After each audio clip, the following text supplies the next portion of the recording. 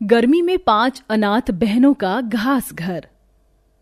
निशा अपनी 4 छोटी बहन के साथ कचरेदान में सो रही थी, जहां मक्खियां भिनभिना रही थी और धूप की किरण उन 5 पर सीधे आ रही थी। तभी कूड़े से भरी गाड़ी भी आ जाती है। अरे ओ लड़कियों, चलो उठो उठो उठो उठो उठो उठो। अरे ये तो उठती ही नहीं है। पता नहीं इतनी गर्मी में इस गंदगी भरे कूड़े कचरे में कैसे सो गए हैं ये लोग।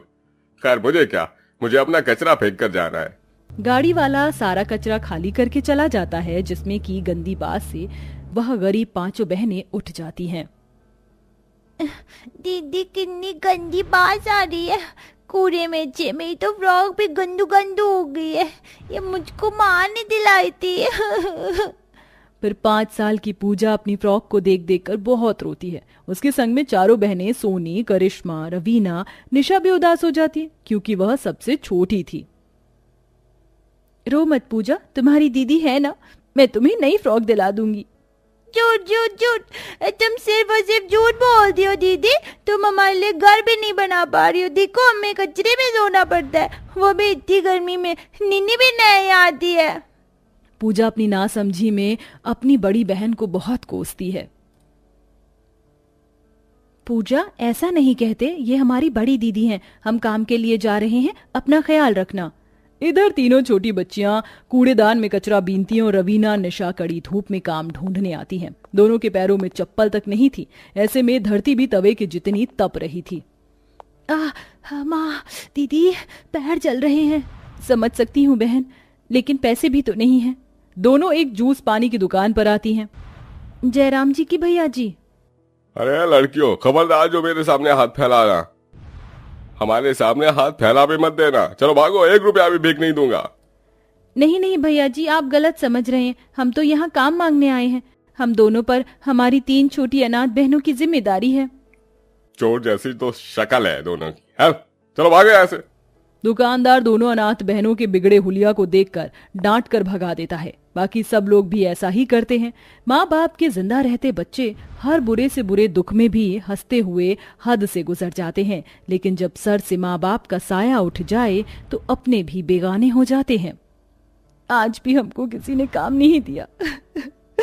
माँ बाबा, ये दुनिया बहुत निर्दयी है, फिर किसके सहारे छोड़ गए हमको। रो मत निशा दीदी, अगर तुम ही हिम्मत हार जाओगी तो हम चारों को कौन संभालेगा। दोनों अनाथ बहनें सिग्नल पर आकर कड़ी धूप में भीख मांगने लग जाती हैं। बाबूजी, भगवान के नाम पर 1 रुपए दे दो, हमारी बहनें भूखी हैं।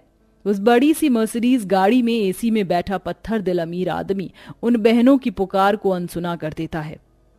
अरे लड़कियों, हट जाओ, मेरी गाड़ी के आगे से हटो। ड्राइवर, गाड़ी भगाओ। साहब, 1-2 रुपए ही दे दो, भगवान तुम्हारा घर आबाद रखे। गाड़ी फुल स्पीड में चल पड़ती है और रवीना कंकड़ भरे सड़क पर गिरकर जख्मी हो जाती है और रोते हुए कहती है, याद है दीदी, इस शहर में हम अपनी माँ के साथ न जाने एक नई जिंदगी शुरू करने की कितनी उम्मीद लेकर आए थे। हाँ बहन, मैं कैसे भूल सकती हूँ उस नौबत को। अजी उठ जाओ, मुझे और मत सताओ। उठो ना, उठते क्यों नहीं हो। लगता है इसे पति के जाने का गम लग गया है। बड़ा जुल्म किया है ऊपर वाले ने। पता नहीं अकेले 5-5 बेटियों को कैसे पालेगी।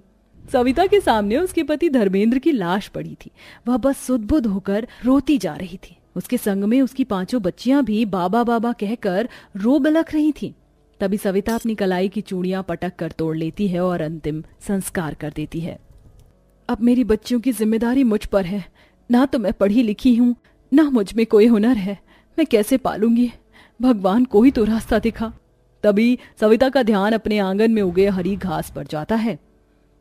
मुझे हाथ पंखा, चटाई, झाड़ू बनाना तो आता ही है, क्यों ना इस घास से मैं ये सब बनाकर बेचूं। सविता के संग में उसकी 5 बेटी भी झाड़ू पंखे बनाती हैं, लेकिन सबके घर में कूलर पंखा लग जाने से कोई भी घास के सामान पर एक नजर भी नहीं मारता। वो सब चिलचिलाती गर्मी में बाजार में बैठी बैठी रहती हैं। कई दिनों भूखे रहने के बाद सविता अपनी 5 बेटियों का साथ लेकर गांव से शहर आ जाती है। अब हम यहीं कमाएंगे, खाएंगे। बच्चियों, पर मुझे पहले काम धाम ढूंढना होगा।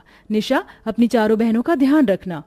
सविता धूप गर्मी में कई दिन के भूखे हालात में काम ढूंढने जाती है, जहां आती जाती गाड़ियों के बीच में वह चक्कर खाकर गिर जाती है और उसको एक गाड़ी मारकर चली जाती है। अगले 2 दिन तक उसकी लाश लावारिस की तरह पड़ी रहती है। निशा 2 दिन बाद भी गर्मी, धूप और लू में अपनी बहनों के साथ उसी जगह में बैठी होती है जहां सविता उन्हें छोड़ गई थी। दीदी, माँ कहाँ है? बोलो ना। दीदी, मुझको माँ के पास जाना है, लेकर चलो ना। निशा दीदी, मेरा दिल घबरा रहा है। माँ को गए 2 दिन हो गए हैं, हमें चलकर उनको ढूंढना चाहिए। ठीक है, चलो चलते हैं। दीदी देखो ना, वहाँ पर इतनी भीड़ क्यों लगी है? चलो देखते हैं करिश्मा। जैसे ही 5 अनाथ बहनें अपनी माँ की लाश को देखती हैं तो बहुत रोती हैं, जहाँ एक झाड़ू वाला कुछ इस तरह की बातें कर रहा था। अरे पता नहीं किसकी लावारिस लाश है, थोड़ी देर में कचरे की गाड़ी आएगी और ले जाएगी उठाकर। मैं किसी को अपनी माँ को ले जाने नहीं दूंगी, ये हमारी माँ है। हाँ तो ले जाओ उठाकर, वरना कचरे की गाड़ी आएगी और भरकर ले जाएगी। चारों अनाथ बहनें उस दम निकालने वाली धूप में उसकी अर्थी कंधे पर उठाती हैं और पूजा मट के लिए आगे आगे धूप में चलकर शमशान घाट लाकर अंतिम संस्कार कर देती हैं। उस दिन से वह बेठिकाना कचरा दान में सोती हैं, पर क्या छोटी, आज तो हमको भीख भी नहीं मिला, अपनी बहनों का पेट कैसे भरवाएंगे? हम तो भूखे रह भी लें। तभी दोनों रास्ते से गुजरते हुए एक पार्क देखती हैं जिसमें माली घास काट कर फेंक रहे थे। दीदी देखो, कितनी हरी हरी ताजी घास है, और देखो इस माली ने तो इतने सुंदर फूल लगे पेड़ों को भी काट दिया है। इन्हें ले चलते हैं। पर इस घास का करें क्या रवीना? दीदी, गांव में फूस का घर बनता है और कितना लंबा चलता है, तो क्यों ना हम इस घास से अपना घर तैयार कर लें? ये भी तो टिकेगा। तुम ठीक कहती हो।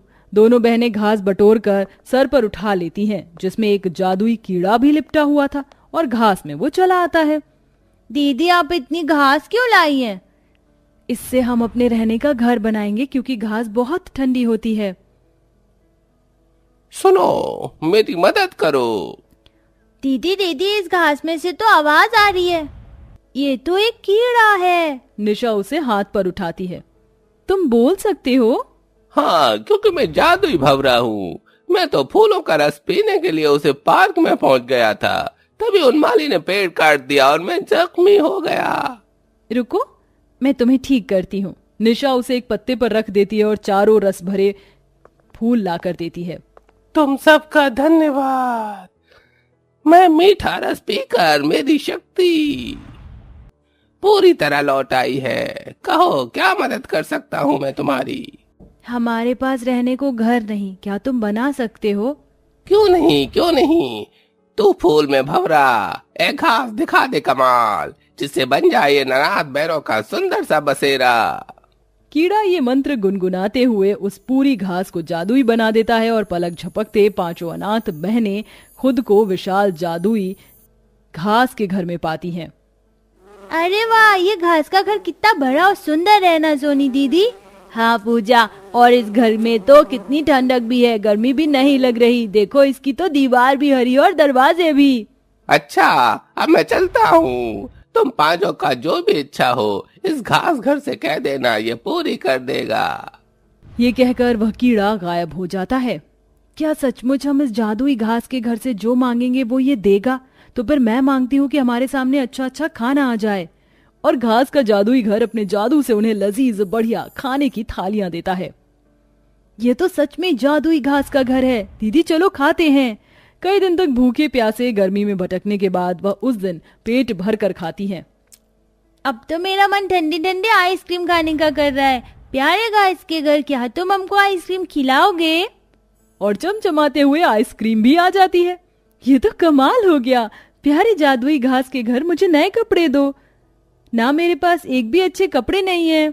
और सोनी की इच्छा पर जादुई घास का रंग बिरंगे सूती के सुंदर सुंदर कपड़ों की बरसात कर देता है। बारी बारी से अपने अपने मनपसंद की खाने पीने की चीज वो मांगती हैं और फर्नीचर भी, जिससे उनका घर और भी ज्यादा सुंदर हो जाता है। और अब 5 बहनें खुशी खुशी जिंदगी गुजारने लगती हैं।